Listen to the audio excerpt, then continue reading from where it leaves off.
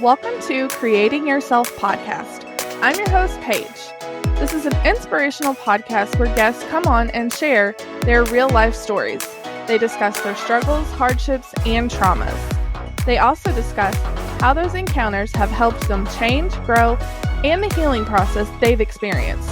They share where they are today in hopes of helping someone else who could be going through the same or similar situations.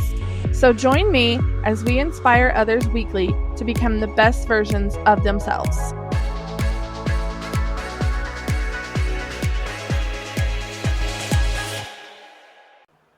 Hey y'all, welcome into another episode of Creating Yourself podcast with me, your host Paige. Today I have on Heather Baker, and she is an emotional healer, relationship coach, self-love expert, and she's also a life coach at Heather Nicole Coaching. Hey Heather, how are you? I am fantastic, Paige. How are you? I'm good. I'm so excited to have you on and pick your brain on some certain things. And I'm excited to hear your story today. Yes, thank you so much for having me. I'm so excited. Yeah, I'm excited too. So I'll just let you get started.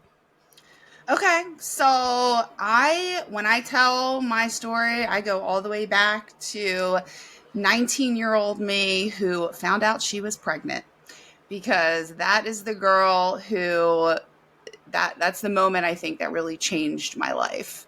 I found out I was pregnant very unexpectedly. And it really started this whole belief system in me that I had totally screwed up my life. I had a lot of family members that were not very supportive, who just made me feel like I was really ruining everything. You know, I was in college at the time at University of Delaware. And I felt like, you know, how am I going to do this? And that's what everybody kept telling me. How are you going to do this? How are you going to go to school and be a mom? You have to get a job. You have to do this. So I just felt incredible pressure. I was single at the time. So I was like, nobody's going to want to be with me. I'm going to be alone forever. I just screwed up my life. I'm not going to be able to get an education. Like, I just felt like my life was over. And I couldn't have been more wrong, because without that moment, I really would not have been the woman that I am today. So after I ended up having my daughter in November, in March, I met my ex-husband. And he turned out to be narcissistic, abusive, and just an all-around extremely toxic person. We got engaged after 2 months. And then we waited 2 years before we actually got married. After 2 years, we ended up getting married. But during that time, there were so many red flags that I should have paid attention to and just completely ignored. We were fighting like cats and dogs. He was extremely disrespectful. And the thing was that the teenage version of me saw how my parents' relationship was. And my parents, they are still married to this day. They have been married. Same. It'll be 44 years in a week that they have been married. And when I was in my teenage years, they went through a really rough patch. So they were screaming at each other all the time. They're fighting like cats and dogs. They're, calling each other names and all this. So when I got into a relationship that was like that, in my brain, I was like, well, this is normal. This is just how relationships are. And I just kind of accepted it. So I really think that is what made me ignore all the red flags so much in the beginning. So then we ended up getting married. We're in our honeymoon phase, and things were okay for a while. But then things started going right back to how they were, and we would fight all the time. And it wasn't just like, I really believe that, the healthiest of relationships, you're going to fight, you're going to bicker, you're going to have disagreements, and that's totally fine, but it's all in how you communicate it. And my ex was not he had no idea how to communicate. And it was a lot of gaslighting and making me feel like I was totally freaking crazy and that things weren't happening that I knew were happening. I'm like, no, that's not. Like, no, you said this to me. No, I didn't. No, you really did. Like he called me all kinds of crazy things and would deny it the next day, or he would love bomb the hell out of me. And for those of you who don't know what that is, that's where they just, they say everything that you want to hear. So it's, no, I love you. We're meant to be together. You're my true love. You're my soulmate, all those kinds of things.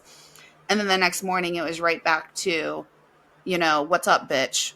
Like what is wrong with you? You need to go do your wifely duties and cook me breakfast. Like that kind of stuff. And I'm just like, it was just like two different people that I felt like I was married to. Yeah. And I didn't realize until I was out of it, the impact that it made on me. We were together for 10 years total. So by the time I finally got out of that, I was just like a shell of the person that I used to be. I had no confidence. I hated myself. There was a period of time that I was suicidal because I was just so done and I didn't know what to do. I didn't know which way was up, which way was down. Like I just felt like every piece of me had been shredded and that there was no being happy. Like the idea of being happy was such a foreign concept to me at that time. I couldn't imagine being in the place that I am now. And it was really hard for a really long time. It wasn't until probably at least a year after getting out of that relationship that I even started to laugh again and be myself and smile. I was in such a dark place, such a dark place. But then I finally got out of it, and during this time after I got out of the relationship, I had started listening to podcasts and reading books and kind of diving myself into this whole self-help world and trying to figure out what it was all about. And I realized how much information I didn't know. Like I didn't know the term narcissist. I didn't know gaslighting. I didn't know love bombing. I didn't know toxic relationships were a thing, and so I really educated myself and I was like, you know what, if I don't know this stuff, then I know there's a shit ton of women out there that don't know this either. So that kind of is what put me on the path to becoming a coach. Yep. And it's a shame because I deal with so many women who don't know, and they feel like this is normal. And it really boils down to, what your definition of love is, what you think relationships are supposed to look like. And if you're willing to accept less than you deserve, then you're going to find yourself in those tough situations.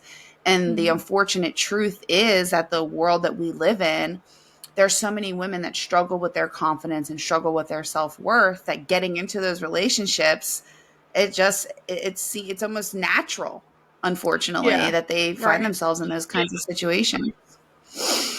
Yeah, it is. I mean, I'm a domestic abuse survivor. Like I went through it and I was only in it for about a little over a year. So for me, it didn't last very long, but the effects were, I mean, to this day, like I still have moments, where something will trigger me and I'm just like, can't, nope, gotta go. Like can't be here, whatever. And I just recently started therapy again, due to a current situation that I'm dealing with. And I've been in therapy on and off, gosh, I think for going on 12 years now. I don't see a downside to therapy at this point in my life. I think if you get to a place where you don't feel like you need it, that's great. But I don't think there's a place in time where like I will never not need it at some point. Like, and I always tell people, I'm like, look, therapy can't hurt. Like it's always a good thing. And just going in and talking to a third party person has no like place in your life 24/7 is helpful. Like I don't care what you think or what your background is. Like it's helpful because they see from the outside looking in and they have no personal connection to you. So they're going to give you insight that nobody else is going to give you. And that is so helpful. And I just think like any kind of outside perspective is always a good thing. And I've been through hell and back in the last 5.5 years since my relationship, trying to get to a good place. But I'm finally at a place where I can, like, I would say before I started this podcast, I was in like the deepest, darkest depression I'd ever been in my entire life due to a different relationship ending that I actually wanted to end. And I think it took me therapy and probably about 8 or 9 months of therapy to realize that I was dealing with the emotions from my abusive relationship and that relationship ending together. Because when Mm-hmm. my abusive relationship ended, I went into survival mode. I didn't have a choice. I Yeah. had to survive. When that relationship ended, about a year, gosh, what was it? I don't even know. Year and a half ago, I guess. Yeah, a year and a half ago. I was financially set. I could support myself and my kids. I had a house, I had a car, like I had all the things. So I was really able to like sit in my emotions and feel everything. And I felt both of those relationships at the same time. And it just put me in a place I'd Mm. never been in before. And it was wild. And it took me a really long time to figure that out. Yeah. Yeah. I think Mm-hmm. it's so much easier to just kind of suppress those emotions and ignore them Mm-hmm. and, just try to go about life because I think internally we think, oh, nobody else has been through this. Nobody knows Mm-hmm. how I feel right now. I'm the only one that's ever been here. So Mm-hmm. nobody could possibly understand, and then we take on this burden of just holding on to those emotions because we think that holding on to them and just ignoring them, it's going to make them go away. But the thing is, it only makes it worse. It makes it Yeah. so much worse. When I first got out of that relationship, that's exactly what I did. I buried that shit down and I Yeah. put a mask on and I would go out and, I was trying to hang out with my friends because he had separated me from so many of my friends for so long that I was like, I'm going to Mm-hmm. have girls' night every week. Like, we're going to go Yeah. out. And then I was drinking like Mm-hmm. crazy, just trying to dull my emotions and numb myself out.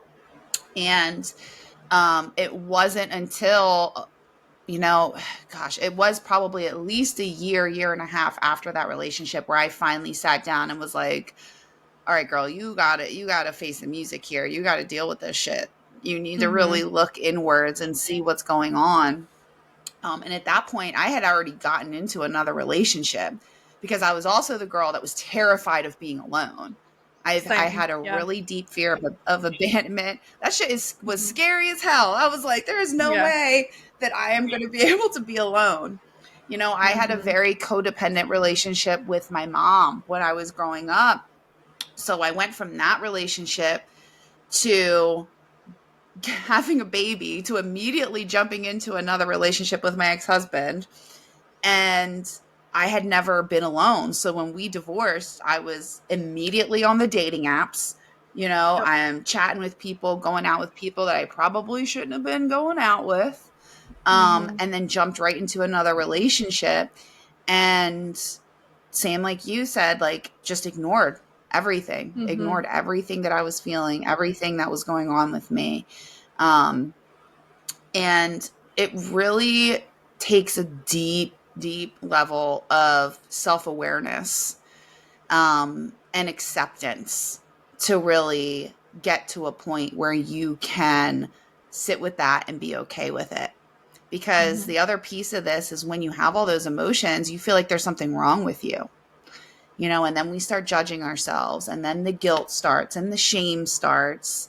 Mm-hmm. And we don't know what to do with that. We're Yeah. never taught growing up how to handle those big emotions, Mm-mm. so we think we're broken, and it just starts this really vicious cycle of having these horrible emotions, feeling like we're wrong, ignoring them, numbing them Mm-hmm. out, then maybe coming out of it a little bit, but then you get triggered again and you start right back in that cycle.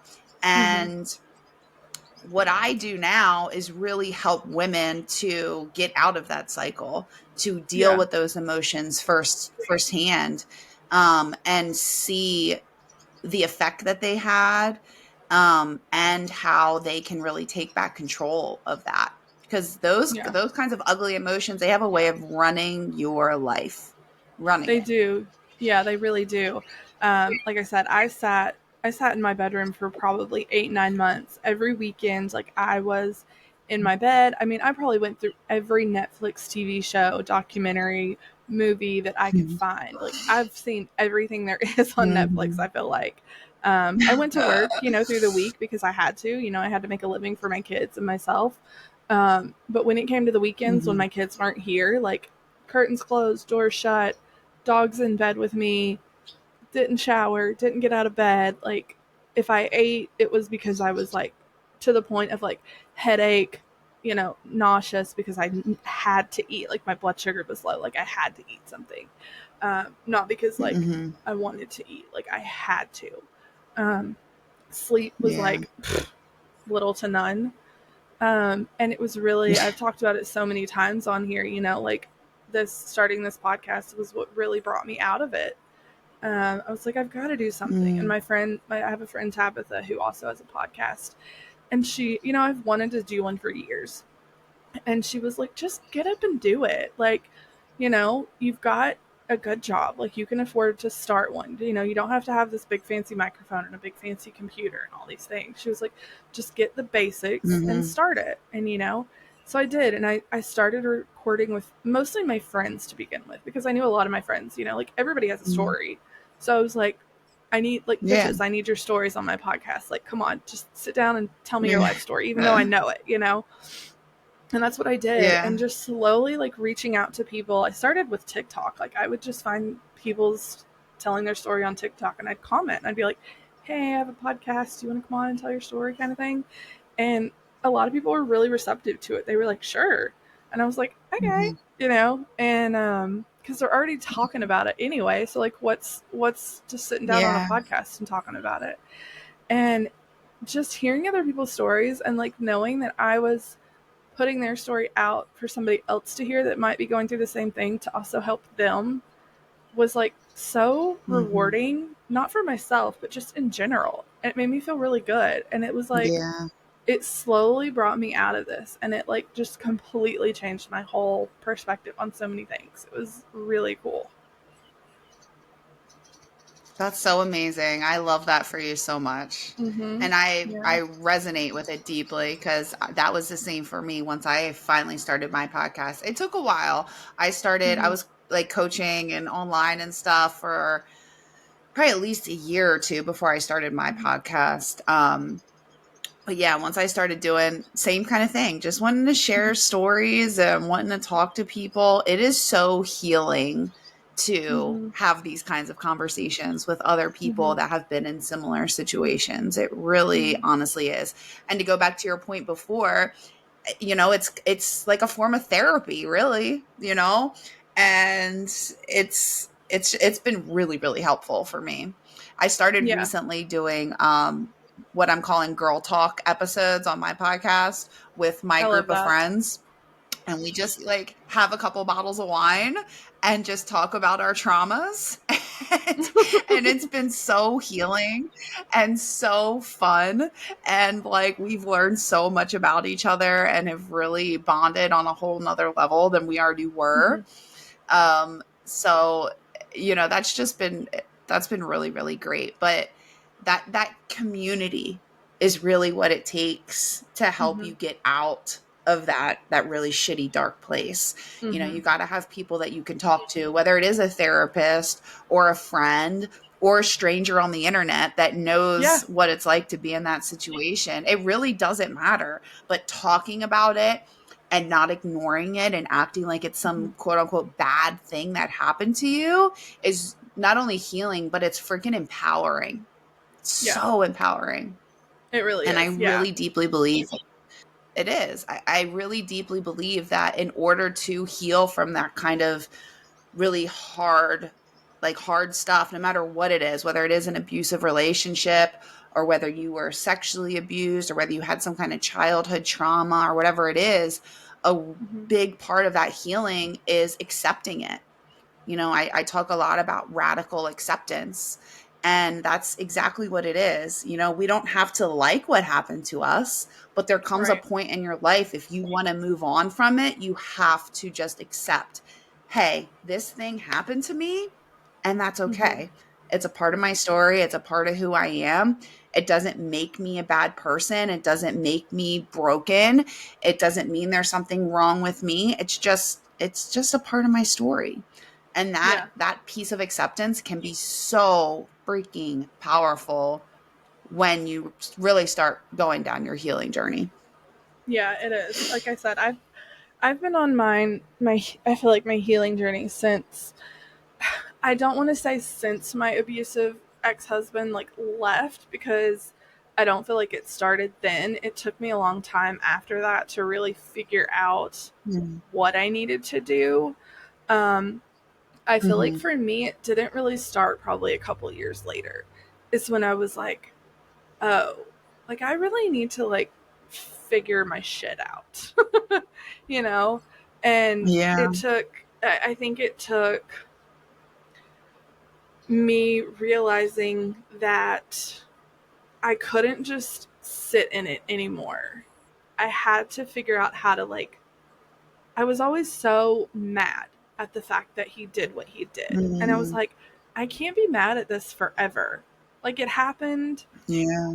I have to like deal with it and just like, of course it's always gonna somewhat affect me in some ways, but like I have to put the majority of it behind me and like let it go, you know? And it Yeah. took me a few years to realize that, because I was so angry for so long that he took away what I thought was like our forever and like our forever family and like all those things. Like I was so mad for so long. And I finally was like, Mm-hmm. I'm just an angry person, like all the time. And I was so short tempered with like everybody, my kids, my family, my friends. And I was just like, I don't want to be this way anymore. And it took I don't Mm-hmm. even know like what the light bulb moment was, but I was finally just like, I gotta let this go somehow. And like I said, it Yeah. was years of therapy and like working through things and finally just being like, I don't want to be angry anymore. I'm tired of being angry all the time. Yeah. Yeah. I think that piece of being angry is something a lot of people ignore. Mm-hmm. There's so many things that we do, especially after being in a situation like that, an abusive relationship, a toxic relationship. There's so many effects that it has on our life when we get out.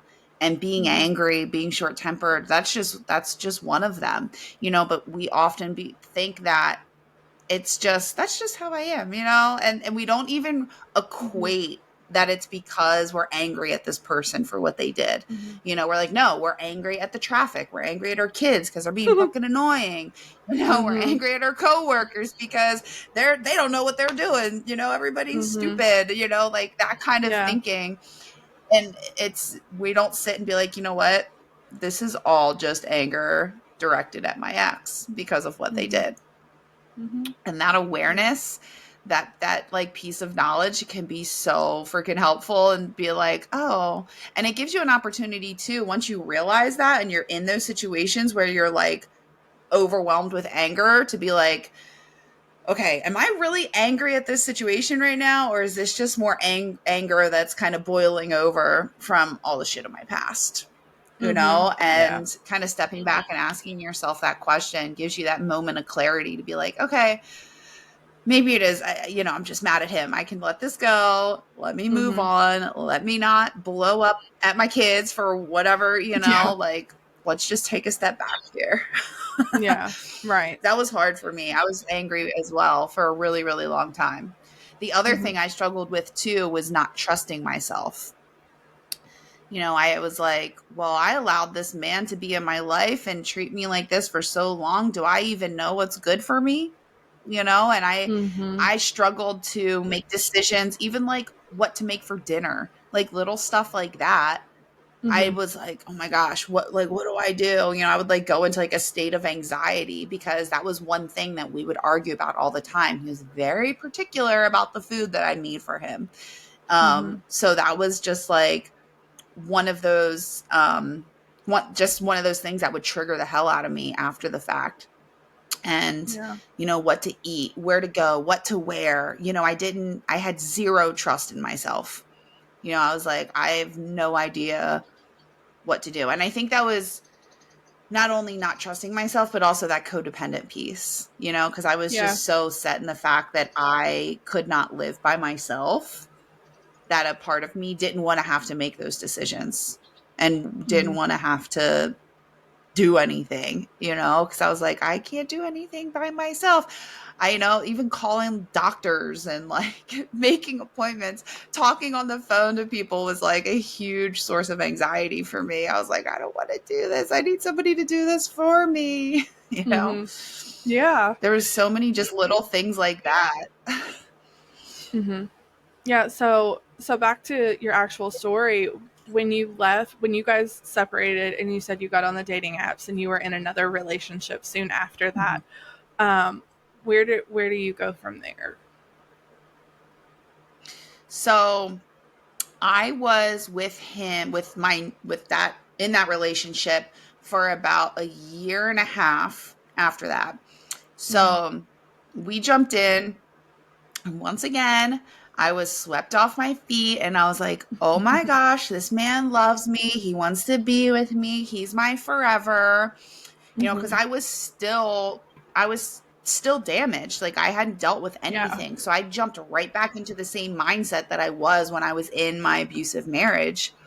Um, and while this relationship wasn't physically abusive, I don't believe that he was a narcissist, but he still had a lot of shit on his end that he had not healed from.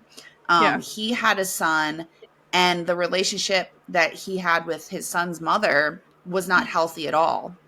So he had a lot of wounds on his end that he had not worked on.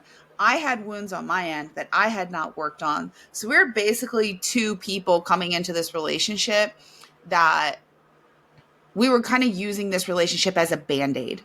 And it was for different things on each end, but we were Mhm. both kind of using it as just like a fix. Um and I got to the point during that relationship where I was like, girl, like, what are you doing? Like, you're really honestly not happy. This isn't what you Yeah. want to do with your life. And I started getting really honest with myself, because at the time he wasn't working and he had barely worked the entire time we were together. So he was relying on me for everything. And we were not in a great financial situation because I had a job, but I wasn't making like a shit ton of money or anything. We were barely Yeah. scraping by, living paycheck to paycheck. He wasn't contributing at all.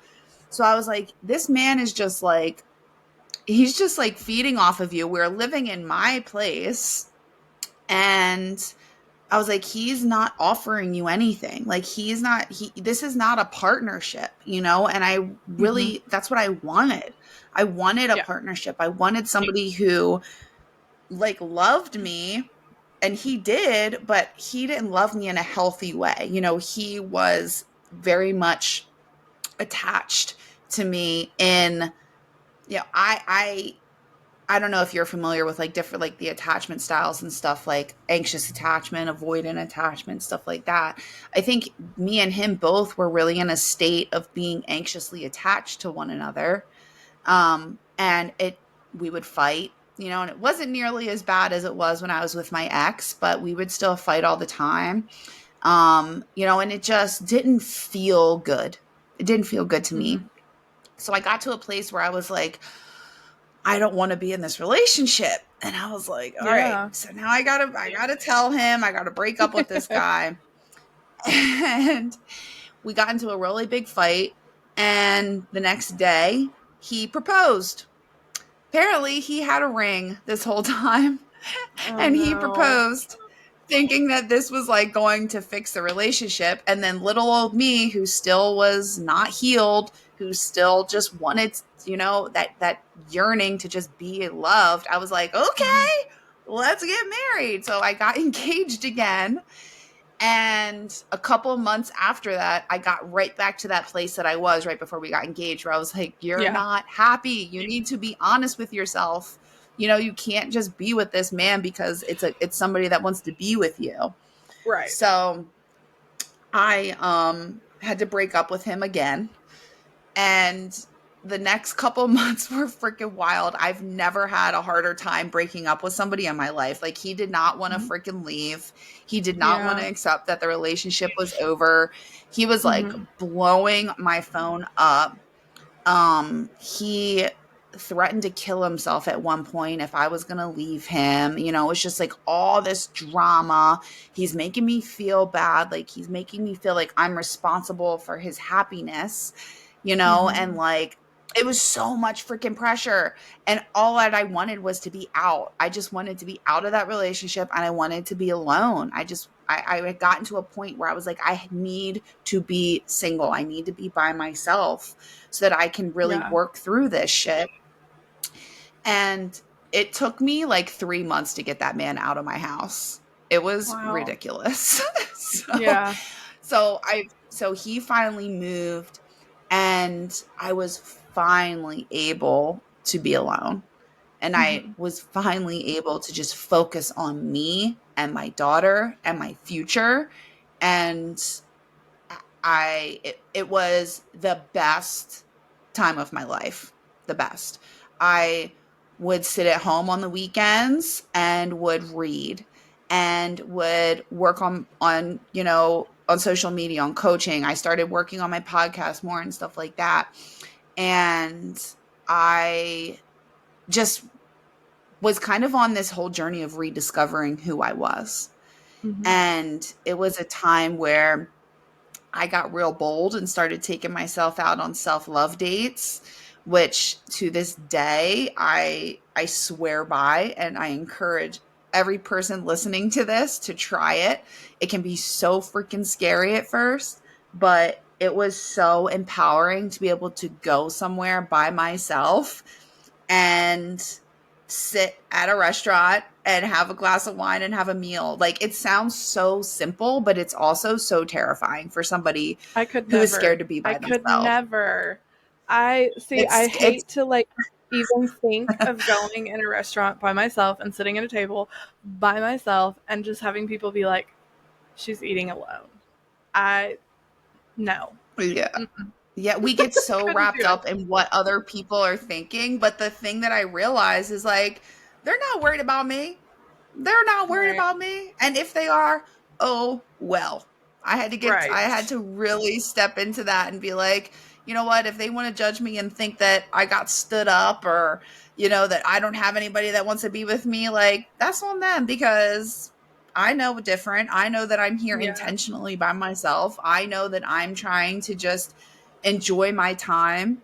And I did it a couple times and would just go to like small restaurants. But there was one specific time that I went to my favorite restaurant, and it's this really cool place. It's right on the water, and they have a real big deck outside. And this place is busy, like always busy. They are popping, and it's like a big, like, kind of party place. But they have this pickle pizza that I had been wanting to try so bad because I love pickles. And nobody wanted to go with me. Everybody was like, that's disgusting. I'm not doing that. And one day I woke up and I was like, you know what? I want my pickle pizza, and I want to go sit on the deck on this restaurant. It's beautiful today. And I was like, fuck it, I'm going. So I went, I ordered myself a whole bottle of wine and a whole pizza.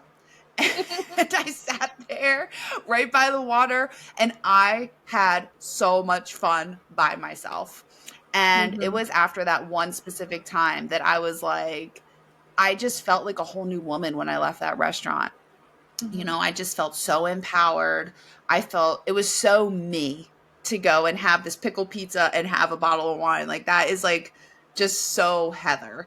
And Mm-hmm. I just felt so freaking good after that. And I felt strong. And I finally felt like, you know what? I can be by myself. And I think that was the first moment where I really could confidently say I can be by myself. And Was the after pizza that, good? it was, oh my God, it was so good. It was so good. I love pickles It too, was so I like, had to ask. oh my gosh, it was delicious. It had pickles and garlic and ranch on it. I was like, those are like my favorite things. It was so good. Um, so yeah, I was like, this is like the best freaking day ever. Yeah. But yeah, after that, I really found a whole new confidence in myself, and I think that it really kind of threw me even more into this whole world of self help. And it kind of motivated me even more to want to help other women to get to that point where they could go and have their own, pickle pizza date with themselves and have that moment of strength and empowerment. Because I knew that that was a moment that nobody could ever take away from me. And I knew that it was a moment that was going to allow me to be the woman that I wanted to be. And Yeah. it just felt so freaking good. So after that, I was single. I enjoyed that for a few more months. And then, so at the time, I was working as a paralegal. I worked as a paralegal for like 12 years. And I decided that I wanted to go full time with my coaching, with my podcast, and working as a paralegal. I just didn't have the mental capacity to do it. I was working easily 60, 70 hours a week. I was coming home completely exhausted at night, and I was like, I just want to do the thing that lights me up. And going Yeah. and sitting in an office every day is not it. So I was like, all right, I'm going to quit. I'm going to go full time, and I wasn't making the money yet full time, so I was like, all right, well, I got to do something on the side. What can I do that's like flexible where it's not 40 hours a week? So I was like, I'll go serve. I'll go serve at a restaurant, which I had never worked in a restaurant my whole life before. Mm-hmm. So I quit my paralegal job. I put in my notice. I started working at this restaurant. And the person that ended up replacing me at the law firm as the paralegal is now my boyfriend. So it all worked out in a really crazy way. We obviously we met through that. We spent like 2 weeks together while I was training him, Mm-hmm. and we sat in that office and laughed and had such a good time. Like the best time I ever had in that office the whole time that Mm-hmm. I was there. Yeah. Um, and we ended up dating, shortly after I was completely out of there. And I'm happy to report is the healthiest relationship I've ever been in. We've been Mm-hmm. together almost 2 years now, and he is freaking incredible. And none of that would have happened if I hadn't have just like made this jump and really stepped into the person that I wanted to be. I kind Yeah. of I took my future into my own hands, and I was like, you know what? I do not want to do this. I listened to my intuition. I listened to my gut. I knew that I didn't want to do that. And I was like, I'm switching careers. I'm doing something else. And the crazy thing is, too, he was an electrician before, and he Oh was wow. completely switching careers. Yeah. So it was just like this weird twist of fate. Like I fully believe that we were meant to be together and meant to meet each other. It was just such a weird lineup of events in order for us to meet each other. Mm-hmm. Um, so it all worked out, and I I'm actually managing at the restaurant now. So Oh I didn't wow. think I'd be doing that, but it's still cool because I still have my flexibility. I still have plenty of time to focus on my coaching and my podcast. Um, and yeah, that's pretty much my story. That's what brings you Mm-hmm. up to today. Yeah. Listen, I think it's really cool what you're doing. I'm kind of in this like weird spot right now myself where it's like I haven't worked for 5 months. Just because like Mm. I can't finding a job right now is so hard. Like there's nobody is Yeah. hiring. It's crazy. And so I'm trying to like, obviously podcasting is like where my heart is. It's where like I feel like I'm supposed to be. And helping other people like is what I really want to do. So I'm trying to figure out like what can I do to like obviously keep this going and like help other people, but also make it like a career where I can like make income off of it. So I'm trying to like figure that out too. And I love like the coaching aspect. Like I really want to help like abuse survivors, like women who have been through that Mm. kind of thing, and like help them come out of it and do, kind of like coach them type of thing. So I'm trying to figure that out right Yeah. now. But I would really love to make that into something that's full time. That Yeah. I can do, but it's just kind of where my heart and my passion is at right now. And it's like going back into like corporate world and like working an 8 to 5 or like a 9 to 6 is just like, no, thank That's a you. Like I hard don't. pass. Hard Yeah, pass. it's almost like it's almost like terrifying to me because it's just like I don't want to do that. Like it's just not. No, thank you. So, I mean, obviously, if I Yeah. have to for like financials, I will, but trying to find Yeah. something else that I don't have to that's more flexible would obviously be like great. So, but Yeah. yeah. Well, look, the world needs more women like you who are willing to share their story and are willing to, Hmm. help other women who have been in those situations. So Right. I say if you want to be coaching, start. Just Yeah. freaking start. And if you have any questions, we can totally get together off air Oh yeah, and I for can sure. help you out and, how to get started and, give you some tips and stuff like that. I would totally love to do that. But Yeah, I mean, I would I love that. see seeing how impactful this work can be not only to myself but the Hmm. change that I see in my clients and how much they are walking away from our sessions feeling like a different woman, like it lights me the fuck up and I see Hmm. how much it is needed. And we don't have enough of that in this world. We don't have enough. So yeah, girl, I say follow your passion, follow your heart. If that's what you want to be doing, go for it. Because Yeah. whatever's meant to be, it will come. And if it's on your heart for a reason, that is Yeah. something I've told myself over and over again in those moments where I'm like, oh my gosh, can I even make this a business? Can this even be something that I can do? And I'm like, no, it is on my heart for a reason. So even if I'm not making $1 million a year, I Right. still feel like I'm getting paid emotionally in the difference that I'm making Hmm. in the world. And it feels so freaking good. So if that's what you want to Yeah. do, totally freaking go for it. Yeah, and I mean, I even like I've talked to like my mom and stuff about it too, and it's like even the title of my podcast, I feel like could carry over into like a whole brand. So like, I think it would be Yeah, great. Yeah, but I totally. think it's definitely There's where my so many heart. opportunities. Yeah, I think it's just where my heart and my passion is, and it's like I know there's so many women out there that like are going through it daily that like Hmm. it's just and I feel like there's sadly it's so unfortunate to say, but I feel like there's never not going to be a need for it, and that's so heartbreaking to say, but it's so true. It is true, unfortunately. Hmm. But you know Yeah. what? Kind of spreading that knowledge and letting people know that there is a light Hmm. at the end of the tunnel and that there is Absolutely. another side and there is another way and you don't have to be stuck in that.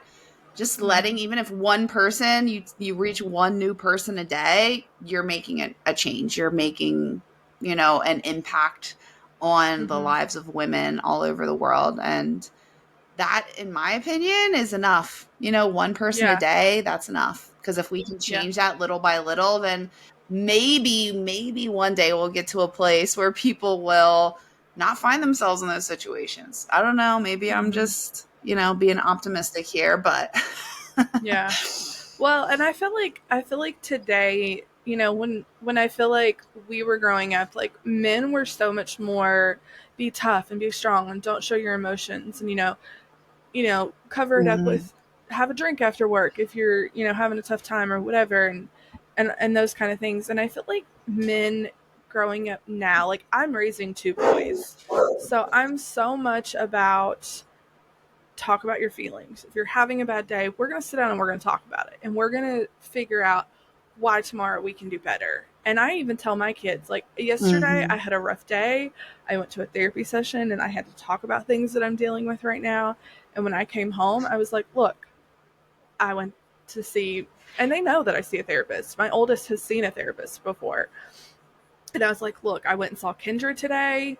I had a bad day. Like, it's been an emotional day. I'm not doing well. So I need y'all to chill because I'm on edge. And if y'all don't act accordingly, I might, you know, like I'm going to be snappy tonight because I'm just drained. Mm-hmm. And so they know that like they're able to come to me and talk to me about anything, everything, emotions, like feelings, all the things. And we're going to sit down and we're going to talk about Mm-hmm. it. And I feel like, you know, I look at, I see so many like 20 something year olds and, you know, younger adults, men on TikTok and stuff. And I feel like they're so much more open with their emotions than like we were allowed to be Mm-hmm. when we were growing up. And I feel like, of course, on social media, you see the good side. They don't really put out the bad side. But I feel like I do see more men talking about their emotions on social media that are in their early 20s and mid Mm-hmm. 20s than our generation to this day will talk about. And I think that's so Oh yeah. healthy. And I just saw one the other day. He's, I feel like he's a bigger TikToker, but I don't know if everybody knows who he is. And he like posted this video of him like as a child, and then like today, and it was this really sad song with it, and something about he's just like mentally he's not doing well. And I feel like our generation of men to this day will not do stuff like that.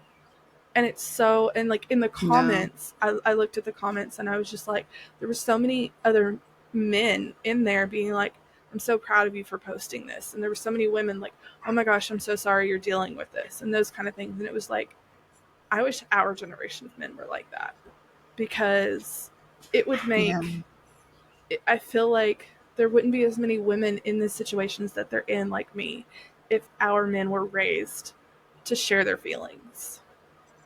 And that's really hard to see. Yeah. But it's also really great to see Yeah. that Yeah. 100. those those those men are willing to post those kinds of videos and be vulnerable. I'm like, I love seeing that kind of stuff. Yeah, me too. And I just want to say too, I love the fact that you are so transparent with your kids. I think that that's so Mhm. important. And honestly, moms like you, moms of boys who are doing that, that is what is going to help the younger generation to become Mhm. more emotionally intelligent and more willing to open up and talk about it. You know, but you're Mhm. absolutely right. Absolutely right. The men of our generation, were, like you said, they're told don't cry, men don't cry, don't be a baby, you know, Mhm. all those kinds of things, and they internalized it. And it it has an effect. It had a huge effect on that generation of men. Mhm. And I really try, even just being a mom of a girl, you know, I find it so helpful. The more transparent you are about what's going on with you, it kind of gives them that little bit of permission to be like, okay, well, mom's having a hard day. So that means it's okay for me to have a hard day too. You Mhm. know, my mom, when I was growing up, she she would definitely let her emotions be known. You know, she was a very overly emotional person, Mhm. but that wasn't helpful either, you know, because it kind of taught me to be overly emotional. And, you know, I would take things to heart almost too much. And it, it made it really difficult for me to control my emotions. You know, I would just let them out and start crying and screaming and, you know, all that kind of stuff. So there's both sides of that. It really goes back to that example that you had growing up. Mhm. So yeah, that makes me so happy to see men, younger men like that Mhm. really show up and be vulnerable. And I know that guy that you saw, he's going to be in a healthy as fuck relationship soon, I'm sure. Yeah. He's had some pretty unhealthy ones on TikTok because I feel like I've seen him Mm, multiple times, but it's like the more open and the more vulnerable you're willing to be with your partner is like you're gonna have a more healthy relationship. Like, listen, I will always like I feel like I want a man who will come to me and be like, I've had the worst day and I just need a hug. Listen, that does not make mm-hmm. you any less of a man, in my opinion, because I would rather you come and be like, I had a really shitty day. I need a hug.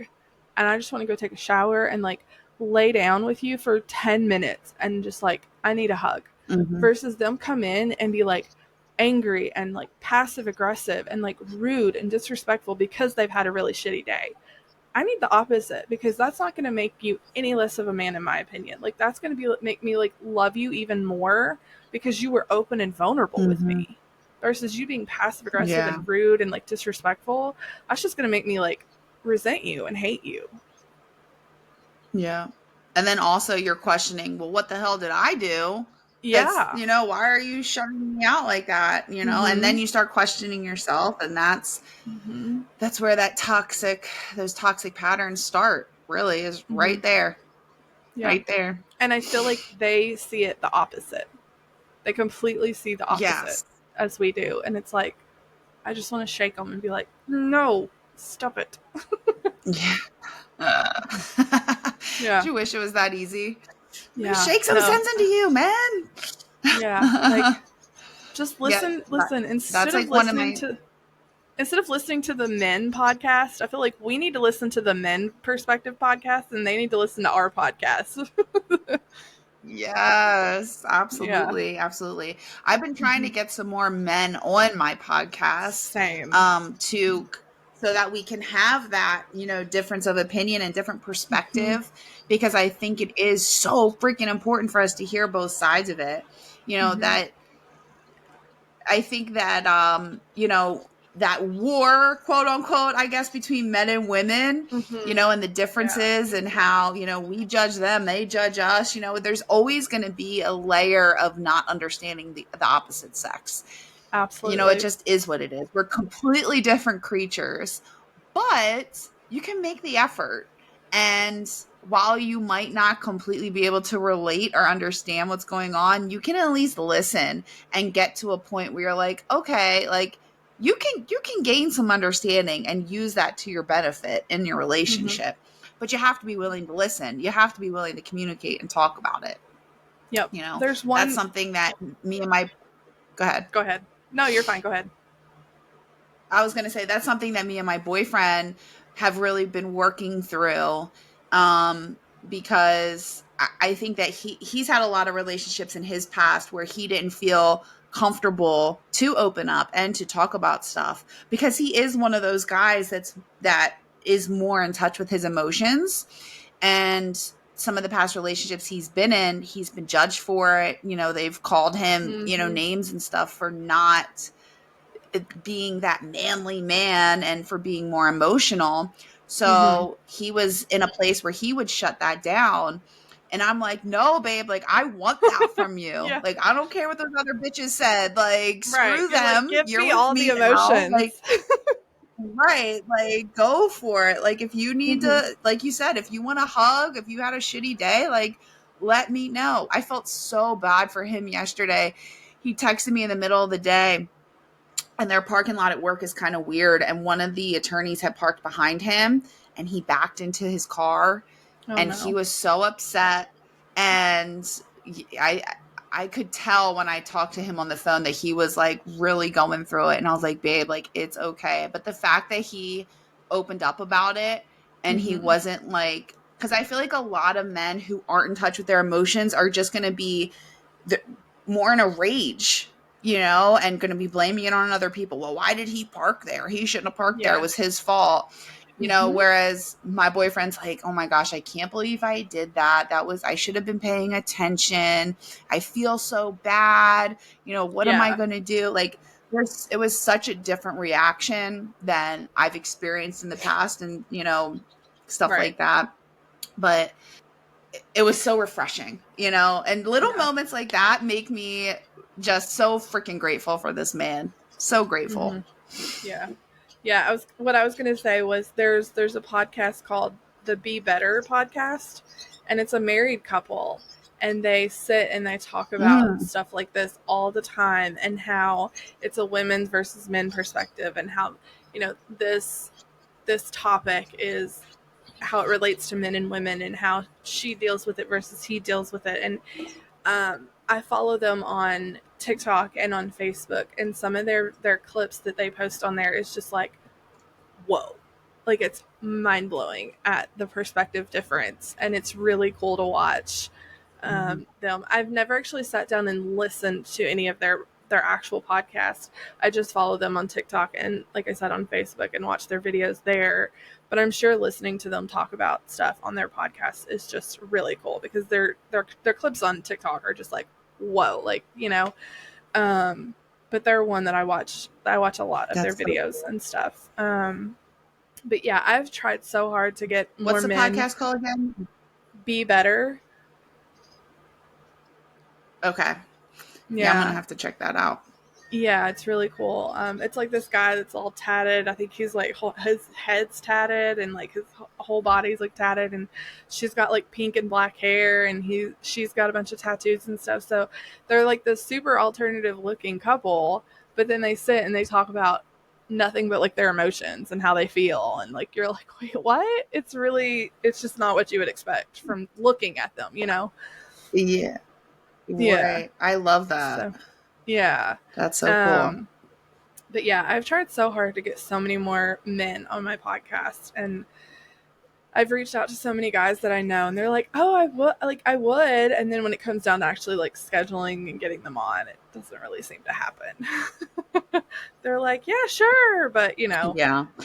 but I have another podcast with one of my friends that we do, and we have two guys that come on with us once a month, and we sit and we talk about different things. Somehow it always leads back to like dating and relationships and sex, and a lot of the times it leads to sex and like food for some reason. I don't know, it's funny. But it's really cool. We try to come up with certain topics that you know, is men versus women perspectives, and that's really fun. We did an episode on dating a couple weeks ago. It came out, and that one was really cool. That one was really fun to do. So we try to get like relatable topics that is like that for us to do on that. So we do that with them, and I think we're going to switch it up, and I think we're going to try and do twice a month with them, because it seems like those episodes just get so much more like views, because people really enjoy it. Mm-hmm. So yeah. I think people really relate to that kind of thing, you know, especially I think so many people ignore how important relationships are in your life, especially if you are in a romantic relationship, a partnership with somebody. That relationship impacts your life so freaking much. You know, so much of our lives go back to that relationship. You know, that's how we spend most of our time, you know, and if it's a bad relationship, that's going to bleed into your job and your friendships and your relationship with your family. If it's a good, healthy relationship, it's going to have the same impact. You know, if you're in a good, healthy relationship, you're going to be thriving at work. You're going to have healthier friendships. You know, it really, I don't want to say our lives revolve around relationships, but they kind of do, you know, and Yeah.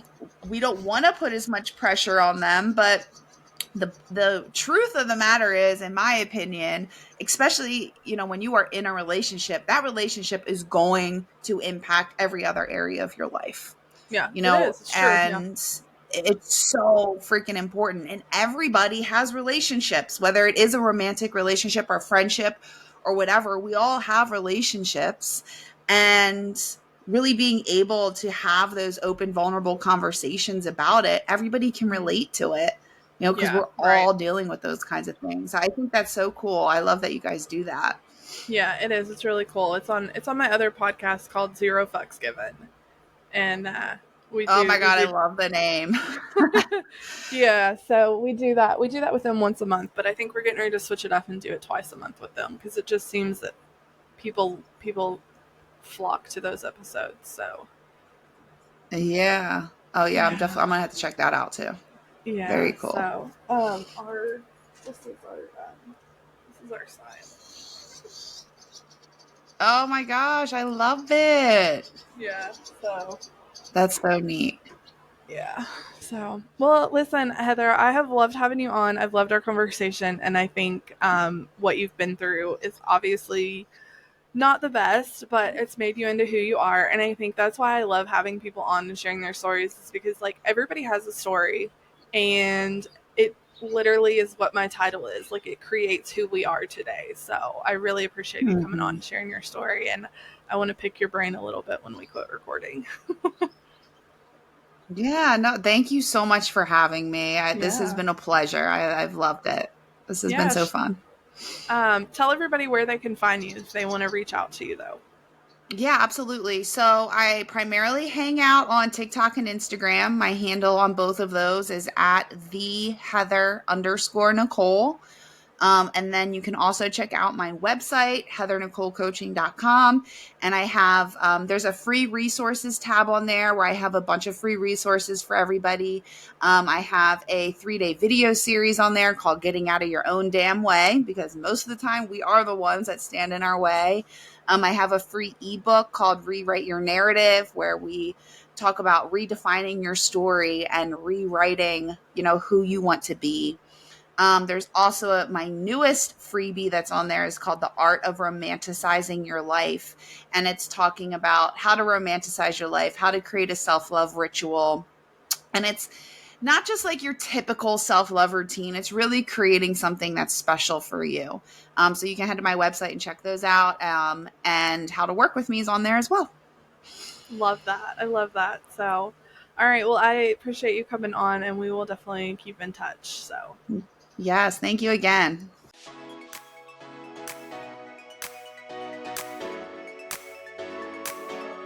thank you all so much for tuning in to this week's episode. Make sure you hit the follow button on whatever listening platform you are using, and head over to my social media pages and give me a follow there as well. You can find me on Facebook, Instagram, and now TikTok at Creating Yourself Pod. And if you have a story you would like to share on this podcast, email me at creatingyourselfpod@gmail.com, or you can message me on any of my social media pages. Make sure and come back next Tuesday for a brand new episode. Hope you guys have a great week. Bye.